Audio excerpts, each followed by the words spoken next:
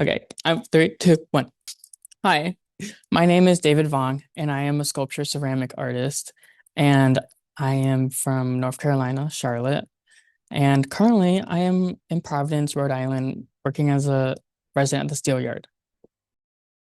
I'm an artist working with a sculptural approach. I mainly work in ceramics.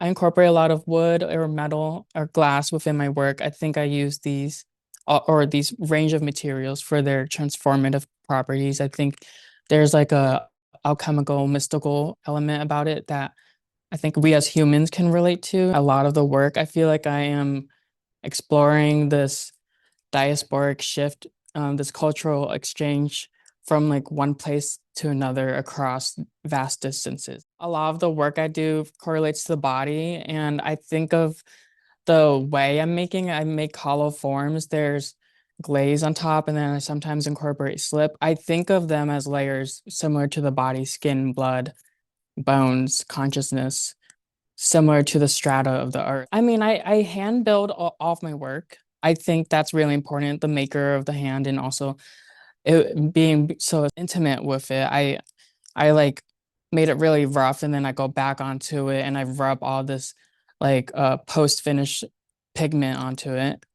I'm like almost bathing it with my hand. I'm adding the pigment to make it darker, to make it look burnt and incinerated. I made it because of the monk that burned himself alive in Vietnam. I think a lot of my work ties to these cultural histories where I am trying to reimagine them or like investigate how did this person feel within this voluntary act of burning himself against these Pompeii figures that were burning themselves involuntarily, but then we as humans unburied them and like made artifacts in a way where we poured plaster. I was investigating at the time, I guess artifact making, and I think I had to make that piece for the work I'm doing now.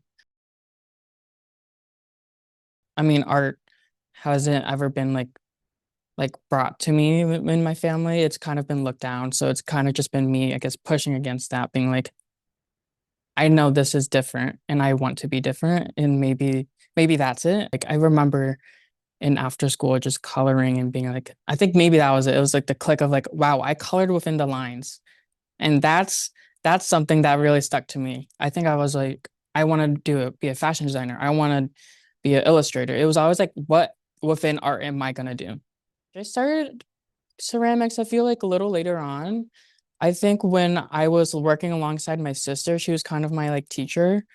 I was like, wait a minute, I'm getting a hang of this. It's ceramics, I think, has been such a like this free form material that you can really manipulate, but also encapsulate so much within it that you can talk about history, time, the human, and within me, like I talk about like my mom, but also like my mom as a greater whole, like this universe. I think it holds so much.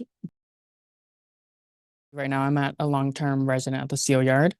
It's this grant has allowed me to just spend time to actually like think about I think every single step. I've a lot of questions of like I think decision making that I've never really had the time to sit down and actually think so elaborately. And I think that's been really helpful outside of institution as well. I think that's really important where I'm like self-guiding myself within this small cohort with using the grant. I want to go to Vietnam. I want to interview the woman within the markets and how this duality and this parallel within this village that my mom grew up in and the nail salon that she works in now, it's so similar in that it's woman owned. Where are the men? We don't know.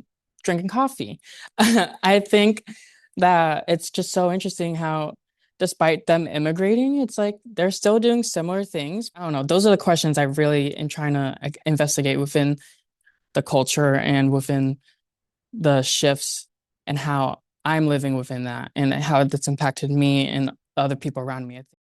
A lot of Vietnam, surprisingly, I feel like I'm trying to pry into the historical elements of Vietnam. I'm looking at the ancient shrines within my mom's nail salon, and then I'm thinking about the little things that she would tell me as a kid, like rubbing Buddha's belly for good fortune. I think those little moments are really inspiring or influencing my work right now. I'm trying to look at like domestic household things and just rituals and traditions. Like the lotus seed is one like I was eating as a kid, but how can that transcend or transform beyond that and become this navel or this belly button. I think the body and autonomy within myself and discovering that, but also the humans as a greater is something that I look at.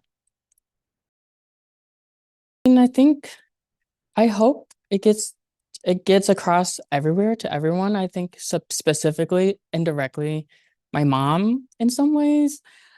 She can't really read English or even understand half the things I make. I think there's a beauty behind that of just making and letting her see it and seeing what she sees in it. I hope that the work translates to the people that have also felt the cultural shift that I try to talk about within my work. And like I think I really like the sparks and the little moments that I find, and I hope that people also see that. It is truly a place where I am like, this is community. You get to know someone for 2 weeks, but also then you go, bye.